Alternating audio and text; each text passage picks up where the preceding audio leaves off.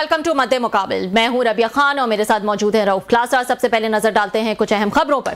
Peoples party और नून league की जंग कौमी असेंबली के बाद सेनेट तक पहुंच गई। मरियम नवाज से माफी का मुतालबा बरकरार। पीपल्स पार्टी का सेनेट और कौमी असेंबली इजलास से वॉकआउट। पीपल्स पार्टी संजीदा है तो अदम एतमाद पेश करें, हम साथ देंगे। असद कैसर ने बड़ी पेशकश कर दी।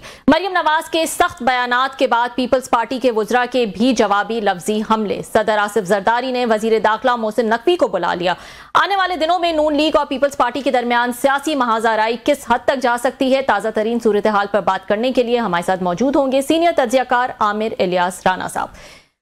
इसके अलावा पंजाब काबीना के आज होने वाले इजलास में हैरानकुन तौर पर 171 नकाती एजेंडा शामिल। क्या काबीना इजलास में इतने बड़े एजेंडे पर बहस मुकम्मल हो सकेगी?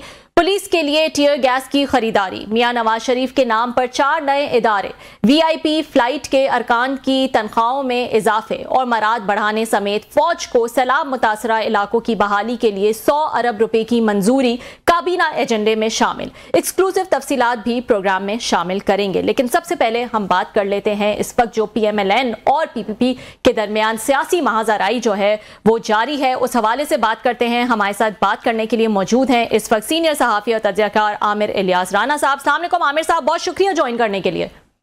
जी वालेकुम।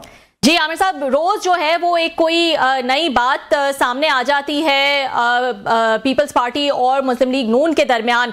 आज भी सेनेट कौमी असेंबली से जो है वो वॉकआउट देखा गया।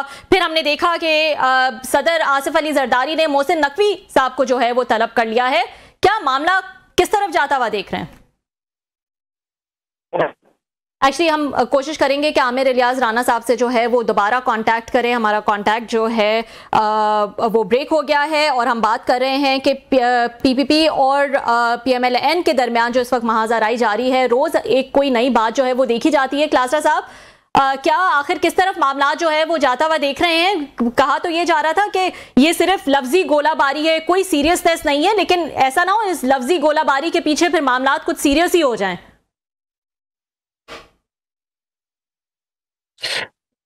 ये आपने बड़ी अहम बात की है कि ये बात अगर मजाक में भी शुरू हो, इवन दोस्तों में भी, इवन रिश्तेदारों में भी मजाक में आप बैठे हो कि बात कह दें तो लगता है ये 5 मिनट बाद अच्छी खासी लड़ाई बन चुकी है और अच्छा खासा मसला बन चुका है। बात तो आपने बड़ी डीप की है, अगेन वेरी मीनिंगफुल। इन दोनों पार्टीज के दरमियान कोई मुश्तरका अगर कोई 2-3 चीजें हैं तो वो तो यही है कि जनाब के इमरान खान साहब जो हैं वो मुश्तरका फैक्टर हैं जिसकी वजह से यूनाइट हुए थे। अदरवाइज तो इन दोनों पार्टी के दरमियान आपको माजी में याद होगा कभी भी कोई एक साथ बैठ नहीं सके। इन्होंने एक दूसरे पे केसेस किए हुए हैं, एक दूसरे को जेलों में डाला हुआ है, एक दूसरे को सजाएं दी हुई हैं, एक दूसरे के खिलाफ जजेस, जुडिशरी और एजेंसीज और FIA नए पता नहीं किस को इस्तेमाल किया हुआ। तो ये तो मुझे याद पड़ता है इमरान खान साहब बहुत पहले कहते होते थे कि मेरे डर की वजह से दोनों पार्टी जो हैं ये इकट्ठे हो जाएंगे। और ये बात आप और मैं भी कहते थे हमेशा कि खान साहब जो हैं वो स्पेस नहीं दे रहे इनको सांस लेने की। अगर थोड़ी सी भी अगर वो दें, थोड़ा सा टाइम दें और हर वक्त वहां पे रोज उनके ट्वीट्स ना हो रहे हो जिसकी वजह से एस्टेब्लिशमेंट जो है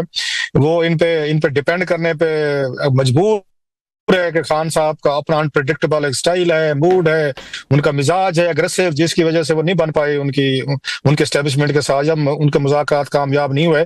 उसके बेनिफिशरी जो हैं ये दोनों पार्टीज हैं। अदरवाइज अगर खान साहब थोड़ा सा भी कुछ अरसे के लिए अगर खामोश हो जाए, जो कि मुश्किल काम है, उनके फॉलोअर्स बकायदा आपको हमें ताने देते हैं, या आप उनको बुज़दिली सिखाते हैं तो आप उनको इस तरह की बातें कहते हैं। खान डट के खड़ा है कप्तान वाला हिसाब। अगर कप्तान डट के खड़े होने के बजाय कुछ दिनों के लिए थोड़ी सी अगर खामोशी करते तो फिर आप देखते यहाँ पर वो कहते ना दाल जो है ना जूतों में बढ़ती। तो बड़े ये आपका अहम चीज जो आपने कही है कि क्या ये मजाक में, या जैसे आज वो मिफ्ता इस्माइल साहब को मैं पढ़ रहा था, वो कह रहे थे जनाब कि ये सारी चीजें जो है ये जो इनकी नून लीग और इनकी वो नूरा कुश्ती है, मान लिया 5-10 मिनट नूरा कुश्ती हो सकती है, लेकिन जब किसी को कुछ ज्यादा चोट लगती है ना, इवन कुछ यारी दोस्ती में कोई एक दूसरे को मुक्के मारते हुए, थप्पड़ मारते हुए, मजाक करते हुए, फिजिकल मजाक करते हुए, तो लड़ाई बड़ी सीरियस हो जाती है। सुब आपकी बात में बड़ा वजन है, तो मुझे तो ये लगता है कि बातें बढ़ रही हैं। आमिर इलियास राना साहब भी हमें जो है वो ज्वाइन कर चुके हैं। आमिर साहब, आपको मेरी आवाज आ रही है? जी बिल्कुल आ रही है। जी आमिर साहब, प्लीज कंटिन्यू। ये मामला किस तरफ जाता हुआ नजर आ रहा है पीपल्स पार्टी और नून लीग के दरमियान? वो असद कैसर की बात से करूंगा कि जो वो कह रहे हैं एतमाद का अदम एतमाद करें। भाई कोई आपकी स्पीकरशिप तो है नहीं, जिसमें से आप निकल जाएंगे और कासिम सूरी आके आइन शिकनी करेंगे। पीपल्स पार्टी जिस दिन बहुत ज्यादा सीरियस होगी उस दिन आसिफ जरदारी साहब एक खत लिखेंगे कि आइन के फलां आर्टिकल के तहत वजीर आजम साहब एतमाद का वोट ले लीजिए, पीपल्स पार्टी साइड पे हो जाए, जरदारी साहब अपने जो दोस्त हैं बीएपी वाले एमक्यूएम वाले उनको राजी कर ले। तो अभी भी सादा अक्सरियत से कुछ पीएमएलएन की नशिस्तें कम है, और अगर सिस्टम ने ये तय कर लिया है कि ये बीच में नहीं आना तो फिर ये आप पुट्टी करा सकते हैं, कोई ऐसा इशू नहीं है इसमें। तो पीटीआई दूसरी, और पीटीआई जो आज जमहूरियत की चैंपियन बन रही है, जब पीपल्स पार्टी ने 8 फरवरी के इलेक्शन के बाद ऑफर की थी कि जनाब हमारे साथ मिलकर हुकूमत बना ले, तो आप कह रहे थे इनके साथ मैं नहीं मिलूंगा। अब असद कैसर किससे पूछ के कह रहे हैं कि आप अदम एतमाद करें, हम आपके साथ होंगे। इनको तो खुद कुछ नहीं पता, ये पार्ली स्टैंडिंग कमेटियों से निकल गए हैं, पीएससी से ये निकल गए हैं, जहां पे अपोजिशन ने असल में कुव्वत दिखानी होती है, बस की दहशतवानियां इस हद तक चली गई हैं। अब आप आ जाए पीपल्स पार्टी और नून लीग पे, मोहसिन नकवी को कॉल करना, जिसे वो बेटा भी बुलाते हैं प्यार से, वो इस्टेब्लिशमेंट के नुमाइंदे को बुलाना है। बात बढ़ चुकी भी है कि उनको जो गारंटर है उन्हीं को, उनके बंदे को पब्लिकली पुकारा गया है। ये एक साइलेंट मुलाकात भी हो सकती थी कि वो वैसे मोहसिन नकवी को कहते हैं, लेकिन प्रेस रिलीज जारी करने का मकसद था कि जी हम बड़े सीरियस हैं, हमारे कंसर्न बड़े सीनियर हैं, सीरियस हो चुके हैं। उधर पीएमएलएन में भी बड़े सीरियस कंसर्न है कि मुसलसल तोपखाने के तोपची हल्की हल्की निशानाबाजी से पंजाब हुकूमत के ऊपर गोले घुसते रहे, और पीएमएलएन मुसलसल खामोशी से सुनती रही सारी उनकी। फिर बिलावल साहब आए कसूर में, उन्होंने बहुत अच्छे अंदाज में कहा कि मरियम बड़ा अच्छा काम कर रही है, लेकिन जब वो मुल्तान में क्लासेस साहब की यूनिवर्सिटी के इलाके में गए तो वहां के बाद ये आवाज आई मुल्तान से जाके कि जी वो जो जनूबी पंजाब के इलाकों को बीआईएसपी से मदद करें। तो वहां से खड़ाक शुरू हुआ कि देखिए बीआईएसपी हर मर्ज की दवा नहीं है, कि कुछ हमारे इलाके में हकीम डॉक्टर होते हैं जिन्होंने कुछ मखसूस गोलियां रखी होती हैं, हर एक को एक ही नुस्खे से वो चला देते हैं, जो मर्जी तकलीफ हो उन्हें ना हो। तो ये बात ऐसी नहीं थी कि बीआईएसपी का डाटा जो है वो उन गरीब तरीन लोगों का है जिनके पास शायद अपना घर नहीं होता, नॉर्मली उनको वो पैसे देते हैं। तो ये जो पंजाब में सैलाब में लोग बह गए हैं ना, ये वो लोग नहीं बह गए, उसके अंदर तो बहुत अच्छे मुतवम्मल घराने भी तबाह हाल हो गए, उनकी सारी चीजें निकल गई हैं और वो सारे परेशानी के आलम में है। तो मरियम नवाज ने बड़ा सही करके कहा कि हर चीज में बीआईएसपी कैसे आ सकता है, क्योंकि डाटा नया लेना है, आपने 5 लाख 10 लाख 50,000 रुपए देने हैं, तो ये बीआईएसपी वालों को तो नहीं मिलने ना, सिर्फ सबको मिलने हैं। और प्राइम मिनिस्टर ने तो 1 टका नहीं दिया इसमें अभी तक, वो देंगे तो ये प्रोग्राम फेडरल प्रोग्राम होगा, जिसमें जहां पंजाब में, बलोचिस्तान में, सिंध में, केपी में, जहां पे भी आएगी जो आफत आई है सैलाब में, बारिशों में, तो फिर तो वो यकसा तकसीम होगा ना। प्राइम मिनिस्टर किसी एक सूबे के लिए तो नहीं कर सकते। अगर मरियम नवाज अपने वसाइल से दे रही हैं, उनके आप लबो लहजे पे बात कर सकते हैं, तनकीद कर सकते हैं कि उन्हें ऐसे नहीं करना चाहिए था इत्तेहादी जमात पे, लेकिन इन्होंने भी तो जो गिलानी साहिबान है मुसलसल देखें, यूसुफ रजा गिलानी गए, उनके बच्चे गए, प्रोटोकॉल लिया, इन्होंने वंडा मांगा, खुराक मांगी, इनके हल्के में पंजाब गवर्नमेंट ने इनके हवाले की, इन्होंने तकसीम की। अच्छा, कसूर में जब बिलावल गए हैं फुल प्रोटोकॉल के साथ, जो उनका हक भी बनता है एक विंग्स बड़ी पार्टी के, इत्तेहादी पार्टी के, वो तमाम चीजें पंजाब गवर्नमेंट ने उनको प्रोवाइड की। चंद साहब का एक इशू ये है कि उनके मुकाबले में जो लोग जीते हैं, भरत बरादरान कौमी असम्बली में और सूबाई में, शोएब भरत जो सारी जगह पे आपको मरियम औरंगजेब राना सिकंदर के साथ नजर आए, उनका जाती एक मसला भी है और वो चीफ सेक्रेटरी पंजाब के भांजे हैं, ये कई दफा वो बयान दे चुके हैं। तो उनकी लड़ाई किसी और सिमत में है जहां सैलाब नहीं है। तो ये वो शुरू दिन से तनकीद चल रही थी पीपल्स पार्टी और नून में, मरियम नवाज कभी नहीं बोली थी। फिर अब उन्होंने आके एक बाकायदा हिकमत अमली के तहत अपना प्रेशर बिल्ड किया है, और जितनी पीपल्स पार्टी मरकज में बोल रही है उतना मरियम नवाज ज्यादा उभर के आ रही हैं। उनको इसका पॉलिटिकली वो समझती हैं, उनके ख्याल में अपना वो ग्राउंड वापस लेंगी, क्योंकि वो काम कर रही हैं लोगों के बीच में। यहाँ पे लोग बयानिया की बात करते हैं, बयानिया वही है जो 17 साल से पीपल्स पार्टी सिंध में चला रही है और 12 साल से केपी में वो चला रहे हैं। दोनों ने क्या डिलीवर किया है, जरा पंजाब में सिर्फ मरियम नवाज के 19 महीनों से तकाबली जायजा ले लें, और फिर जो बुजदार साहब के अरसा था जो दूध शहर की नहरें इन्होंने बाई थी पीटीआई वालों ने, उसके साथ भी मुवाजना कर लें कि किसने क्या डिलीवर किया। तो अब मेरे हिसाब किताब में जो मोहसिन नकवी को पुकारा गया है वो बुनियादी तौर पे एस्टेब्लिशमेंट की मदद हासिल करने की बात है कि मरियम नवाज अपनी हुकूमत तो अपनी मर्जी से चला रही है, उसमें इवन मरकज का भी अमल दखल नहीं है, मरकज मुदाखलत नहीं करता पंजाब में, कि वो अपनी मर्जी से अपनी काम कर रही हैं। जिस तरह केपी गवर्नमेंट अपनी मर्जी से कर रही है, जिस तरह सिंध गवर्नमेंट अपनी मर्जी से काम करती है।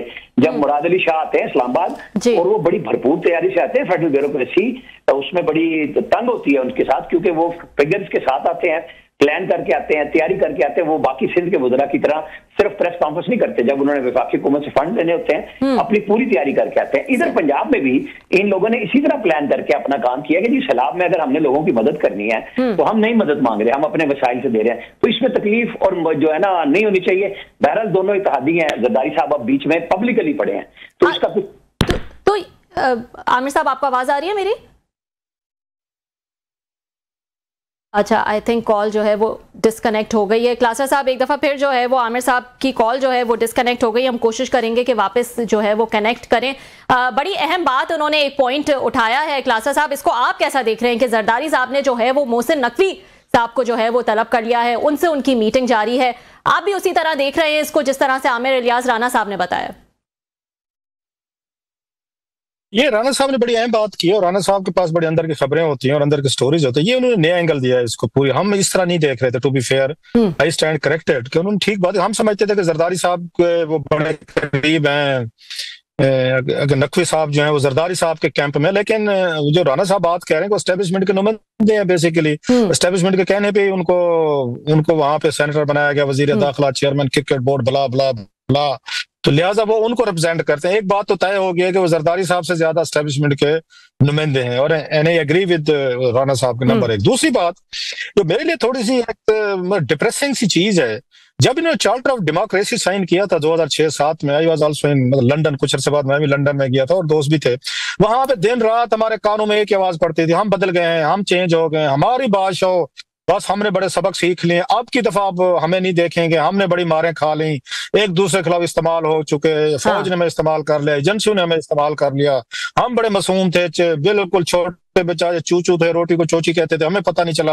अब की दफा देखा हमने, ये नवाज शरीफ साहब और बेनजीर भुट्टो साहब ने बड़ी समझदारी दिखाई है, सुलह सफाई हो गया और एक लंबा चौड़ा पूरा पाकिस्तान बड़ा एक्साइटेड, मीडिया के लोग भी उसमें शामिल थे। कोई कहता था मैंने 4 पॉइंट बताए, कोई कहता 3 मैंने बताए, पूरे मुल्क ने उसका क्रेडिट लिया था कि चार्टर ऑफ डेमोक्रेसी साइन हुआ वहां पे रहमान मलिक साहब के घर पे। अच्छा, नवाज शरीफ साहब और शहबाज शरीफ साहब वहां जाने को तैयार नहीं थे अजवे रोड पे साइन करने के लिए, बेनजीर भुट्टो साहब वहां थे। वजह ये उन्होंने बताई थी, मैं थोड़ा बैकग्राउंड इसलिए बता रहा हूँ कि मैं ये देखना चाह रहा हूँ कि 2006 के बाद आज ये कहाँ पे जा खड़े हैं। फिर दोबारा ये फौज के नुमाइंदे की जरूरत पड़ गई दोनों को, नवाज शरीफ साहब को, शहबाज शरीफ साहब को और इन जरदारी साहब को। दैट्स वेरी सो अनफॉर्चुनेट कि वो अगर वो वहां जाने को तैयार नहीं थे कि जनाब कि हमारे वाले साहब की गिरफ्तारी जो है ना, जब FIA में थे रहमान मलिक साहब, इन्होंने 93-94 में की थी, हम इनके घर में क्यों जाएंगे। वो खैर उनको जाना पड़ गया, नवाज शरीफ साहब गए, शहबाज शरीफ साहब, और यही बताया गया था कि हम अब बड़े अच्छे बच्चे बन के एक दूसरे से बात करके मामला सेट करेंगे। आज ये पता चल रहा है दरमियान में बहुत कुछ हुआ, मैं अब उसकी डिटेल में नहीं जाना चाहता कि इन दूसरों ने कैसे एक दूसरे पे तोपें करने सुप्रीम कोर्ट ये चले गए थे शहबाज शरीफ साहब, नवाज शरीफ साहब, फिर वहां से कमीशन बन गया, मेमो गेट, गद्दारी के फतवे और बहुत सारा कुछ हुआ। अब मैं इसको शॉर्ट काट के मौजूदा इस पे आता हूँ। भाई साहब, ये फिर चार्टर और डेमोक्रेसी का क्या ड्रामा है, ये क्या फिर कहानी है 2006 से चल रही है। जब भी आप लोग चाहते हैं, आप चार्टर और डेमोक्रेसी याद आ जाती है, जमहूरियत याद आती है, हमारे जैसे लोगों का मुंह बंद कराने के लिए कि हमारे तो ये बड़ी इनके साथ बड़ी अंडरस्टैंडिंग है, उसी के तहत आप यहाँ पे अलाइज बनाते हैं, उसी की तरह वजारतें ले लेते हैं, एक दूसरे के गले पकड़ते हैं, कभी पांव पकड़ लेते हैं। अच्छा, हमारे आप जैसे लोग बात करें तो हमें झूठा साबित कर देते हैं, आप एंटी डेमोक्रेसी, एंटी पॉलिटिक्स है, एंटी पॉलिटिशियन है, हमारे तो बड़े मामला ठीक चल रहे हैं। जब ठीक नहीं चलते तो फौज के नुमाइंदे को बुला लिया जाता है। अब मोहसिन नकवी साहब जो है, मतलब ये कितनी बड़ी, मैं उनकी रिस्पेक्ट करता हूँ, मोहसिन नकवी साहब की बात नहीं कर रहा, मैं वैसे ओवरऑल कह रहा हूँ भाई, कल का वो एक नौजवान है, एक मतलब दूसरा यंग मैन, वो अब नवाज शरीफ साहब, शहबाज शरीफ साहब, जरदारी साहब के दरमियान वो मामला ठीक करवाएगा with the help of establishment. जरा गौर फरमाएं, मतलब शहबाज शरीफ साहब की और नवाज शरीफ साहब की बैक पे 40 साल की इनकी पॉलिटिक्स है। जरदारी साहब की अगर भुट्टो फैमिली की देखें तो वो उस जुल्फकार अली भुट्टो साहब जो है वो उसमें 50s में सिकंदर मिर्जा साहब के वजीर बने थे, मतलब 50s में। वहां से 60-70 साल से ज्यादा उनकी है। पार्टी 69 में बनी, अगर 68 में। हाँ। इतने बड़े 100 साल ज्यादा पॉलिटिकल तजर्बा रखने वाले दोनों, मैं दोनों को मिला के कह रहा हूँ, 40 साल एक का लगा ले, 60 का एक का पार्टी का। उसके बाद इनके सुलह सफाई किसने करवानी है, मामला ठीक किसने कराने हैं, वो एस्टेब्लिशमेंट ने करवाने हैं। और एस्टेब्लिशमेंट ने किसके जरिए करवाने हैं, मोहसिन नकवी साहब से।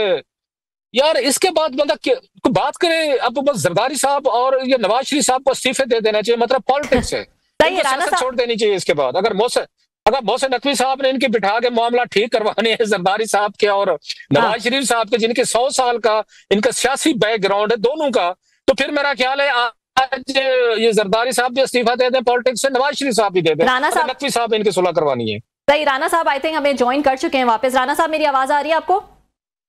जी जी बिल्कुल आ रही है। जी राणा साहब, सॉरी आपकी कॉल जो है वो डिस्कनेक्ट हो गई थी।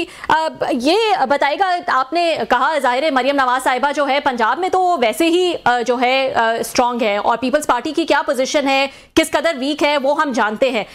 क्या ये इस किस्म की जो इस वक्त हम तलखियां देख रहे हैं या जो तनकीद देख रहे हैं पीपल्स पार्टी की, आपको लगता है कि ये सैलाब के बाद से ही ये शुरू हुई है या पहले भी कोई इरिटेशन पॉइंट्स थे? क्योंकि वक्तन फवक्तन हमने देखा डिफरेंट ओकेजन्स पे कि पीपल्स पार्टी ने जो है वो तनकीद की, फिर उनको मनाने जाना पड़ता था, फिर वो मान जाते थे, फिर वो कोई चीज उठा लेते थे कि हमारी मर्जी के अपॉइंटमेंट्स नहीं हो रहे, पंजाब में हमें काम नहीं करने दिया जा रहा, या हमें फैसिलिटेट, हमारे लोगों को फैसिलिटेट नहीं किया जा रहा। तो ये मामला तो चल ही रहे थे। तो आपको लगता है अभी भी जो मामला है उसी की कंटिन्यूएशन है? देखिए, ये तो जब से हुकूमत बनी है ना, पंजाब की 19वां महीना चल रहा है, तो ये पहले दिन से पीपल्स पार्टी की बड़ी शदीद ख्वाहिश है, जहां से इनके एमएनए एमपी है। तो मैं अभी बता भी रहा था कि हमारी मर्जी के डीसी डीपीओ और डीपीओ लगाओ, तो वो मरियम ने कहा कि मैंने अपने एमएनए एमपीएस के नहीं लगाए, हमने लोगों को लगाया, और हम कह रहे हैं कि आपको रिस्पेक्ट दें और आपके जो ठीक काम है उनके लिए पूरी हेल्प करें। तो वो उनको नहीं दिए गए। हाँ, जो ट्रांसफर पोस्टिंग रूटीन की थी, मैं गालबन शायद 8-9 महीने पहले मैंने दादोशुमार दिए थे। उस वक्त पंजाब गवर्नर हाउस में लाहौर में मीटिंग हुई, मरियम औरंगजेब भी इधर से थी और ये चंद साहब भी थे, गिलानी साहब के बेटे भी थे, ये सारे लोग थे। तो फिर बताया गया कि नून के कम ट्रांसफर हुए हैं और पीपल्स पार्टी के लोगों के ज्यादा ट्रांसफर हुए हैं, अदादोशुमार से बताई गई ये बात। फिर उसके अंदर बहुत सारी और चीजें भी थी जो चलती रही। फिर बिलावल भुट्टो को प्राइम मिनिस्टर ने शायद 7-8 अरब रुपए स्वाबदीदी फंड दिया था, जो मुझे याद पड़ता है कि आप अपनी मर्जी से अपने अराकीन पार्लियामेंट में तकसीम कर दें। फिर वो बात खामोश हो गई। बजट के ऊपर भी तकसीम के ऊपर आता है क्वेश्चन। 10 अरब इत्तेहादी पार्टियों ने ये काम करना होता है, ये पाकिस्तान की सियासत का हिस्सा है। लेकिन ये जो अब लड़ाई बढ़ी है और जिसमें मरियम नवाज पीछे नहीं हट रही, उन्होंने बहुत सब्र से इन सब की हर चीज को सुना है पीपल्स पार्टी की, कि कायरा साहब को भी इस दफा आना पड़ा। जाहिर है पीपल्स पार्टी की मरकजी क़यादत की तरफ से तो खाने को हुक्म दिया गया था कि हर तरफ से तो अपने निशाने लगाए। तो मरियम नवाज फिर बिल्कुल नहीं रुकी। माफी के मुतालबे पे उन्होंने बराह रास्त जवाब दिया, नहीं मांगूंगी माफी। यहाँ पे सेनेट में, कौमी असेंबली में वो बात कर रहे हैं, लेकिन समझौता तो किसी और से किया ना, एस्टेब्लिशमेंट से, तो पीएमएलएन के साथ तो नहीं किया। ये तो आप जो क्लासर साहब अभी बता रहे थे अपनी, तो 2016 याद करा दूं, बिलावल और इमरान खान एक ही ड्यूटी पे थे, आजाद कश्मीर के इलेक्शन थे, और दोनों जाके नवाज शरीफ को कहते थे मोदी का यार। और ये उस वक्त था जब नवाज शरीफ के हार्ट का ऑपरेशन हुआ लंदन में, और बिल्कुल ये तय था कि जी आजाद कश्मीर में पीपल्स पार्टी और पीटीआई मिलकर हुकूमत बनाएंगे। लेकिन इलेक्शन से एक दिन पहले नवाज शरीफ वापस आ गए 777 जहाज पे, जिसपे बड़ी तनकीद हुई। लेकिन उस 777 जहाज के लैंड करने का ये हुआ कि आजाद कश्मीर में पीएमएलएन स्वीप कर दी, जिसमें हमारे दोस्त मुश्ताक मिनाज साहब भी जीत गए थे वहां से, चूंकि वो पार्टी का वोट बना था आजाद कश्मीर में। ये लिहाजा हम वो जो बात करते हैं ना, अभी क्रासर साहब बात कर रहे थे मिसाके जमहूरियत में काला कोट पहन के चले गए, नहीं, जब मिसाके जमहूरियत हुआ था उसकी पहली खिलाफवर्जी मोहतरमा बेनजीर भुट्टो मरूमा ने की थी, जब वो दुबई के पैलेसेस में जनरल परवेज मुशर्रफ से मुज़ाकरात करने में लगी और फिर कामयाब भी हुई और पाकिस्तान भी आ गई। वो अलग बात कि जनरल परवेज मुशर्रफ मरहूम अपनी बात से फिर गए थे और फिर बाद में लड़ाई हुई। तो ये मिसाके जमहूरियत पे टक पक जो है ना, दोनों तरफ से लगी रही है, दोनों ने अपनी अपनी वारी पे मकसद भी हासिल किए और उसकी खिलाफ वर्जी भी की। तो आज जो सिचुएशन बनी है, क्योंकि ये उससे पहले पीटीआई जो इररेलेवेंट अपने आप को करार कर दे चुकी कि पार्लियामेंट की कमेटियों से निकल गई, राणा साहब आपके पार्टी ने ली। एक सवाल राणा साहब, आप वो क्या कहते हैं, पाकिस्तानी पॉलिटिक्स को जो लोग बड़े करीब से प्रैग्मेटिकली समझते हैं, you are one of very rare person, है और बड़ी मेरे दिल में अब जो है वो उनसे मुलाकातें कर रही थी इसको साइन करने के बाद। मैं उन दिनों में लंदन में था वहां पे, और ये बातें 2-4 दफा मैंने की भी थी उनसे, नवाज शरीफ साहब, शहबाज शरीफ साहब से हमारी मुलाकातें भी रहती थी, और जर्नलिस्ट जो थे ड्यूक स्ट्रीट में। तो मैंने ये बात उनको पॉइंट आउट की थी, तो वो इसको ये बेज़हरान इसको डिसलाइक करते थे, लेकिन अंदर से वो समझते थे कि बेनजीर भुट्टो की डील हो रही है, उसी के जरिए हमारा रास्ता खुलेगा, हम भी वापस जाएंगे, बीबी भी जाएंगी, वो जाएंगी तो हम जाएंगे। जो बाद में हुआ भी वही कुछ। एक चीज, जब वहां से मुलाकात में ये लिखा हुआ था कि आपने सर्विंग मिलिट्री जनरल से मुलाकातें नहीं करनी, जो इसमें था, इस सीओटी में था, तो बाद में आपको याद होगा चौधरी निसार अली खान साहब और शहबाज शरीफ साहब जो है, इन्होंने 12-14 खुफिया मुलाकातें की थी जनरल कियानी साहब से, और इनकी मुलाकातें हो रही जो बाद में खबर आई, और चौधरी निसार अली खान साहब ने बाद में इसको पार्लियामेंट में बड़े गुस्से में जब स्टोरी मीडिया में आ गई थी इसको कंफर्म किया था। सो मुलाकातें तो ये भी तो कर रहे थे ना शरीफ साहब और चौधरी निसार अली खान साहब। बेनजीर भुट्टो तो वो करके रास्ता दे के निकल गई थी, वो बेचारी शहीद हो गई थी। तो बाद की मुलाकातें जो हमने देखी हैं वो तो अगर ये भी कर रहे थे, और ये सर्विंग जर्नलों से कर रहे थे जिसका लिखा था कि हम नहीं करेंगे। बिल्कुल कैसर साहब, आपने बजा तौर पे कहा। मैंने इसीलिए कहा कि दोनों तरफ से अपनी अपने वक्त पे खिलाफवर्जी की गई। मैं किसी को मुबर्रा नहीं कर रहा, चाहे आप वो नवाज शरीफ को जो कि हुसैन हक्कानी वाले केस में कहें कि जी वो सुप्रीम कोर्ट में पहुंच गए थे, या सर्विंग जनरल से ये मिल रहे थे, और सर्विंग जनरल ही थे प्रेसिडेंट मुशर्रफ, कोई उन्होंने वर्दी नहीं उतार दी थी, जिनसे वो दुबई के पैलेसेस में मोहतरमा बेनजीर भुट्टो खुद सबसे पहले खिलाफ वर्जी करने पहुंच गई थी। लिहाजा सियासत के दिल जो है ना, उसमें दिल नहीं होता, अपना अपना मफाद होता है। जैसे मुल्कों की सियासत होती है, इसी तरह हमारी सियासी जमातों की है। सब मिसाके जमहूरियत की आड़ लें या इंसाफ के लिए हर वक्त गुफ्तगू करने वाले इमरान खान का नाम ले लें कि वो हमालिया पे चढ़ जाते थे खिलाकी बुलंदी पे कि मैं वो वजीर आजम तो वो होना चाहिए जो साइकिल पे जाए, और अपने 4.25 साल में वो हेलीकॉप्टर को रक्षा की तरह इस्तेमाल करते हुए हमें नजर आए और कुछ नहीं किया। तो हमारे सियासतदान जब हम तकाबली जायजा लेंगे, कोई कमी बेशी किसी में भी नहीं है। नाज़रीन, आमिर इलियास राना साहब जो है वो हमारे साथ मौजूद रहेंगे। एक छोटा सा ब्रेक ले लेते हैं, ब्रेक के बाद दोबारा हाजिर होंगे। वेलकम बैक नाज़रीन। राना साहब, मैंने कहा कि जनाब कभी मोहसिन नकवी साहब को, जैसे आपने बताया कि वो एस्टेब्लिशमेंट के नुमाइंदे से बात करेंगे, फेयर इनफ। ये नवाज शरीफ साहब के पास 40 साल की सियासत का तजर्बा है। जरदारी साहब की पार्टी देखें, भुट्टो साहब से लेके 50 से सिकंदर मिर्जा से आनवर्ड, तो 60-70 साल इनके पास है। 100 साल का तजर्बा रखने के बावजूद दोनों नवाज शरीफ साहब और जरदारी साहब की पार्टी, ये मोहसिन नकवी साहब या एस्टेब्लिशमेंट इनकी बातचीत करवाएगी, सुलह सफाई करेगी। Don't you think it's all over? ये दोनों इतने ही अगर वो हो चुके हैं, मैं आपको कोई मुनासिब लफ्ज ढूंढ रहा हूं, मैं मतलब क्या कहूं, ऑब्सोलीट हो चुके हैं, तो it's a time to quit. मतलब मोहसिन नकवी साहब एस्टेब्लिशमेंट जो है, सीओटी के बाद इतना सारा, मतलब उसके बाद इतनी पॉलिटिक्स के बाद, they are back to square one. ये तो वहीं जा खड़े हुए हैं जो उस इसाक खान साहब और बेनजीर भुट्टो साहब में चल रहा था कि उस वक्त की फौज जो है, या उस वक्त ये खटक साहब एंड कंपनी जो है, वो बैठ के मामला तय करवाने की कोशिश कर रहे थे बीबी और नवाज शरीफ में। ये तो अगेन ये तो वहीं जा खड़े हुए हैं सर 93 में। आप देखें वो जो दायरों के सफर की बात होती है ना कि 78 ईयर्स हो गए, हम बिल्कुल उससे बाहर नहीं निकले। हम जितनी मर्जी पुरानी सियासत के साथ गुफ्तगू कर लें तो आज के साथ हम ममासलत उसको दे सकते हैं। आपको याद होगा PDM 1 में मुस्तफा नवाज खोकर को इन्होंने बनाया था मिनिस्टर ऑफ स्टेट। उनकी कुर्सी खाली रह गई थी जब शहबाज शरीफ वजीर आजम बने, तो ओथ था तो एक कुर्सी पे। तो मेरी जब मुस्तफा नवाज खोकर से बात हुई तो उन्होंने कहा यार मैं पहले फेडरल मिनिस्टर के ओहदे पे रह चुका हूँ पीपल्स पार्टी के साथ, तो मैं ये तस्दीक नहीं कराऊंगा अपनी।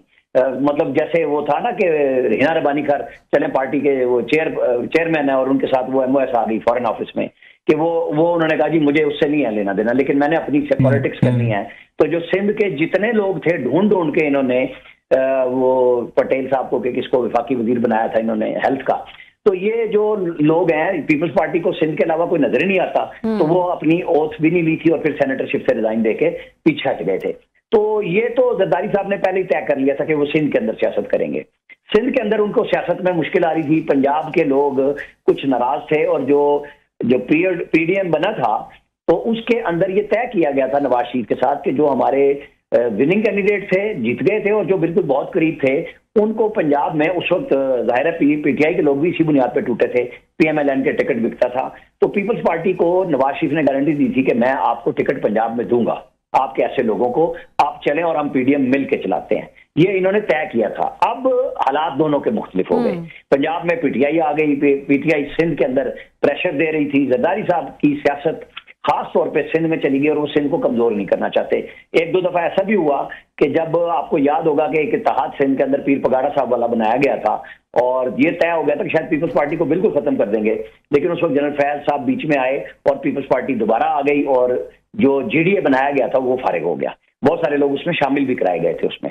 अब मरियम नवाज जिन्होंने अपनी मुस्तकबिल की सियासत करनी है। एक लास्ट क्वेश्चन सर, एक लास्ट क्वेश्चन राना साहब, आपने बड़ा तफसील, आपको बड़ी इंफॉर्मेशन नॉलेज होता है, टाइम दिल करते हैं आपसे लंबी बात हो। लास्ट क्वेश्चन, आपने जिस तरीके से भी एक्सप्लेन किया है कि मरियम नवाज साहिबा का क्या पॉइंट ऑफ व्यू था, which is very bit convincing कि भाई ये उनका सूबा है, उनके सूबे में फ्लड आया है, लोग अफेक्ट हुए हैं, उनको स्ट्रेटजी बनाने देंगे, उन्होंने कैसे कैसे किसकी मदद करनी है और इसका बीएसपी से कोई ताल्लुक नहीं है। I agree with you on larger इस पे कि ये बात ये समझ में भी आती है। आप मुझे ये बताइए, यही बात मरियम नवाज साहिबा भी तो आपने जितने अच्छे मतलब ये तरीके से एक्सप्लेन की है जो समझ में आती है, तो मरियम नवाज साहब इसी लहजे में लोगों को क्यों नहीं एक्सप्लेन कर सकते थे भाई हमारा सूबा है, इसमें मसले हैं, प्रॉब्लम है, हम इनको हल करेंगे, रिहेबिलिटेशन करेंगे, ठीक है BSP is a very important, fair enough, लेकिन बीएसपी इस पे अप्लीकेबल नहीं हो रही क्योंकि लोगों का नुकसान ज्यादा बढ़ा हुआ है। उनका ये कहना उंगलियां तोड़ देंगे, बाजू तोड़ देंगे, हाथ तोड़ देंगे, टांगे तोड़ देंगे। अब जो पॉलिटिकल पार्टी के लोग अगर ये बात करेंगे, मुशर्रफ कहे, जनरल जिया कहे, जना यूब कहे, तो समझ में आती है। एक पॉलिटिकल फैमिली 40 साल हिस्ट्री के साथ जिन्होंने खुद जेलें वगैरह भुगती हुई हूँ, वो ये बातें कर दें, are they justified saying it के हम हाथें तोड़ देंगे, बाजू तोड़ देंगे। आपने कितने अच्छे तरीके से एक्सप्लेन किया है और मुझे भी ये पहली दफा मसला समझ आया आपकी बात सुन के। तो उनके अंदर क्या है, वही गुस्सा कावड़ है जो इमरान खान साहब में भी है, जो बिलावल में भी हमें नजर आती है। इन तीनों में मुश्तरका एक ऐसी क्वालिटी है कि they are angry young man, young person या वट एवर, या जाराना स्टाइल वो कहते हैं हमारी पार्टी के वर्कर को अच्छा लगता है, इन तीनों को फील होता है। देखिए मैंने ना जब ये बात सारी कही तो मैंने साथ ये कहा था कि मरियम नवाज के लबो लहजे पे गुफ्तगू की जा सकती है कि वो मुनासिब नहीं था, इसीलिए ये बात मैंने कही थी। जब आपने एक्सप्लेन की मैंने इसीलिए ये बात कही कि ये बात अच्छी नहीं है। वो बिल्कुल ये बात करनी चाहिए एज चीफ मिनिस्टर कि भाई मैं किस तरह काम करना चाहती हूँ, तो उसका तर्ज तखातुब जो है ना वो बिल्कुल चेंज होना चाहिए और उन्हें आइंदा भी तब्दील करना चाहिए। एग्रेसिव रहें, अपने सूबे की बात करें, अपनी पार्टी की बात करें। हालांकि जितने प्रोग्राम वो कर रही है ना, एजुकेशन से लेके हेल्थ, और अब जो उन्होंने ओथ लिया नबी करीम सल्लल्लाहु अलैहि वसल्लम का नाम लेके बच्चे और बच्चियों से जिनको सर्वे की जिम्मेदारी दी कि आप बगैर किसी तासुब के करेंगे, ये खुद ओथ लिया और लिया।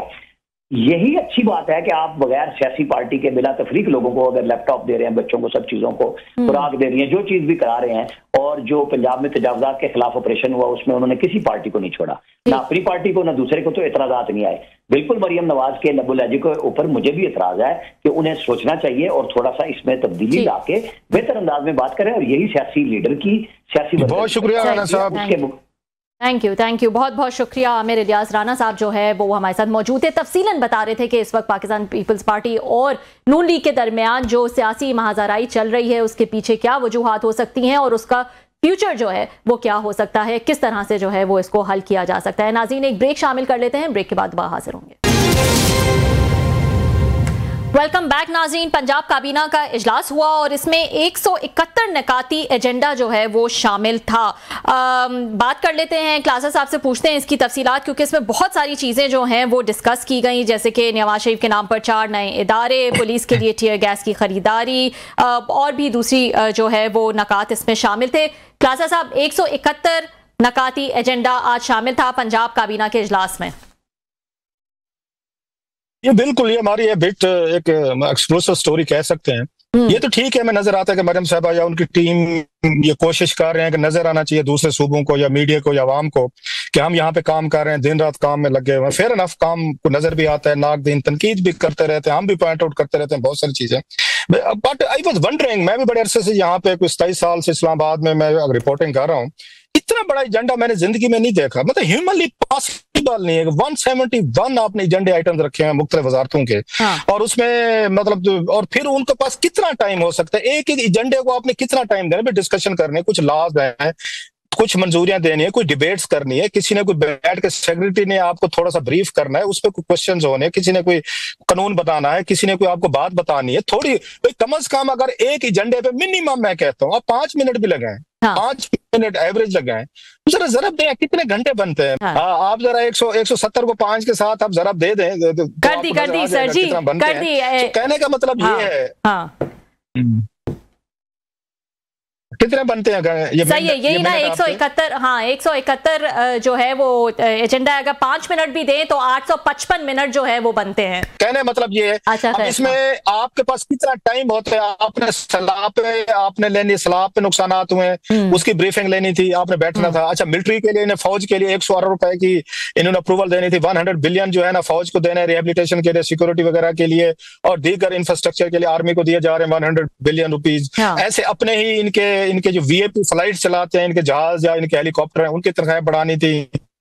फिर ऐसे टीयर गैस वगैरह जो है वो लेनी थी। कानूनी तौर पर बहुत सारे मसले थे, स्क्रीन पे नजर आ रहे होंगे, मैं एक एक को क्या उस पर बात करूं। और मेन इंपॉर्टेंट ये एजेंडा आइटम्स है जिन पे मेरा ख्याल है बाज दफा तो 2-2, 3-3 घंटे आपकी बहस हो जाती है, आप डिस्कशन हो जाती है। इससे क्या साबित हुआ? नो ऑफेंसेस, ये नाराज हो जाएंगे हमारे, तो इसका मतलब स्टैंप वर्क हो रहा है। जैसे रबर स्टैंप पार्लियामेंट है, ऐसे रबर स्टैंप आपकी कैबिनेट है। मतलब 171 आपने वहां एजेंडा आइटम रख दिए हैं और आपको प्रोविंशियल सेक्रेटरी ने ब्रीफ करना है, उन्होंने सिर्फ आपने एजेंडा आइटम पढ़े हैं।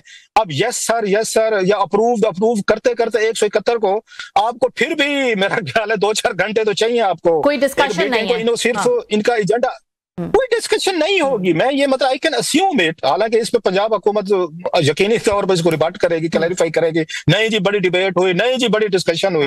मेरा ख्याल है अगर 171 एजेंडा आइटम आपने एक मीटिंग में भुगताना है तो ये काम नहीं, फिर क्वालिटी काम नहीं हो रहा। फिर आपकी पार्लियामेंट का कैबिनेट जो है ना, फिर लोग इतराज करेंगे और करना बनता भी है कि कोई डिस्कशन नहीं हो रही, वजीरों इनपुट नहीं आ रहा, आपके सेक्रेटरीज का इनपुट नहीं आ रहा, फिर ब्यूरोक्रेसी जो है वो खुद प्लान बना रही है, खुद एजेंडे बना रही है, आपके सामने लाती है और वजीरों को कहा जाता है हाँ भाई ये सारे यहाँ से 1 से लेकर 10 तक ये अप्रूव, 10 से लेकर 20 ये अप्रूव, फला इतने 171 को अगर आपने ऐसे अप्रूव करना है, ये आपकी सलाह पे ब्रीफिंग होनी थी, इतने बड़े नुकसान हुए लोगों को, असेसमेंट होनी थी, आपने टीयर गैस लेनी है, यकीनी तौर पर अपने मुखालफिन आपको लगता है अगर कोई जल्द से जुलूस निकालेंगे उनके लिए। So there are many issues मैं समझता हूँ जिन पे बहस की जरूरत थी, डिबेट की जरूरत थी। आई एक्सपेक्ट कि हुई होगी, लेकिन ये पॉसिबल नहीं है। 171 आइटम कैबिनेट इजलास के मैंने कभी नहीं सुने भाई जिंदगी में।